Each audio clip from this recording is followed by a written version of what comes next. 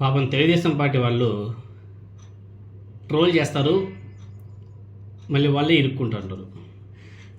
మీకు అందరికీ కూడా తెలిసిందే, తమిళనాడు సీఎం విజయ్ గారు ప్రమాణ స్వీకారం చేసే రోజు వైఎస్ అనిల్ రెడ్డి గారు హాజరవడం జరిగింది. ఆ సమయంలో నా సామిరంగా వైఎస్ అనిల్ రెడ్డి గారిని టీడీపీ జనసేన వాళ్ళు భలే ట్రోల్ చేశారు.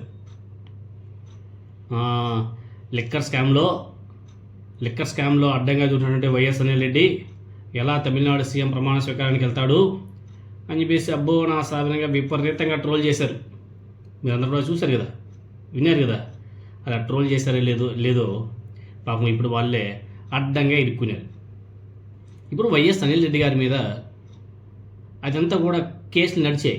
కక్ష సాధింపు రాజకీయాల వల్ల ఎన్డీఏ ప్రభుత్వం సిట్ ఏర్పాటు చేసి ఏపీ కూటమి ప్రభుత్వం వాళ్ళ పచ్చ మీడియాతో వైఎస్ అనిల్ రెడ్డి గారి పేరు కూడా లాగారు. అంతే తప్ప ఆయన పేరు, ఆయన ప్రస్తావన ఎక్కడ కానీ లేదు. కానీ ఎక్కడ కానీ దొరకలేదే.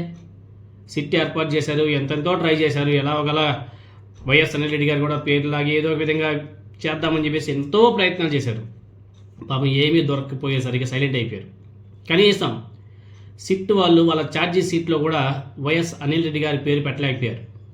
అయినా కూడా ఫేక్ ప్రచారం మాత్రం ఆపడం లేదు. ఫేక్ ప్రచారాలకి ఎలాంటి ఆధారం కూడా లేదు. బీభత్సమైనటువంటి ఫేక్ ప్రచారం. ఆయన వెళ్ళి విజయ్ గారిని కలిస్తే తప్పంట. అదే తెలుగుదేశం పార్టీ ఒంగోలు ఎంపీ మాగుంట శ్రీనివాసరెడ్డి గారు వెళ్ళి విజయ్ గారిని కలిస్తే అది కరెక్టా? చూడండి ఒకసారి photo. Magunta Srinivasa Reddy Telugu Desam party MP Vijay గారిని వెళ్ళి కలిశారు. ఢిల్లీ లిక్కర్ స్కామ్లో కీలక వ్యక్తులుగా ఆరోపణలు ఎదుర్కొని, విచారణ కూడా ఎదుర్కొని, ఛార్జీ సీట్లో పేరు ఉండి రిమాండ్కి వెళ్ళేటువంటి శ్రీనివాసరెడ్డి గారి కొడుకు రిమాండ్ కూడా వెళ్ళొచ్చాడు. ఆయన తండ్రి ఎంపీ, తెలుగుదేశం పార్టీ ఎంపీ, ఆయన అల్లుడు ఇద్దరు కలిసి ముఖ్యమంత్రి విజయ్ గారిని వెళ్ళి కలిశారు. మాగుంట శ్రీనివాసరెడ్డి ఆయన అల్లుడు ఇద్దరు వెళ్ళి సీఎం గారిని కలిశారు. ఇప్పుడు చేయండి ట్రోల్స్. వాస్తవాలు తెలుసుకోకుండా ఫేక్ న్యూస్ ప్రచారం చేయడం బాగా అలవాటు అయిపోయింది. సిగ్గుతో తలదించుకోవాలి టీడీపీ వాళ్ళు. చూడండి అయ్యా, చాలా బాగా స్పష్టంగా కనిపిస్తూ ఉంది.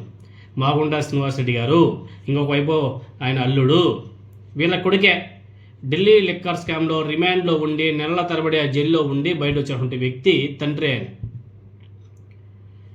ఛార్జీ షీట్లో పేరుంది. రాఘవరెడ్డి జైలుకి వెళ్ళి వచ్చాడు, ఈయన మాత్రం బయటే ఉన్నాడు.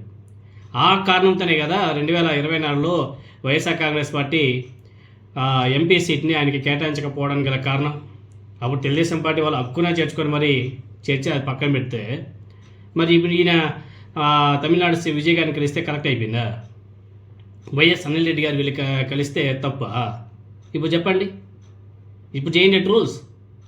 వాస్తవాలు తెలుసుకోకుండా ఫేక్ న్యూస్ స్ప్రెడ్ చేసే వాళ్ళు సిగ్గుతో తలదించుకోవాలి.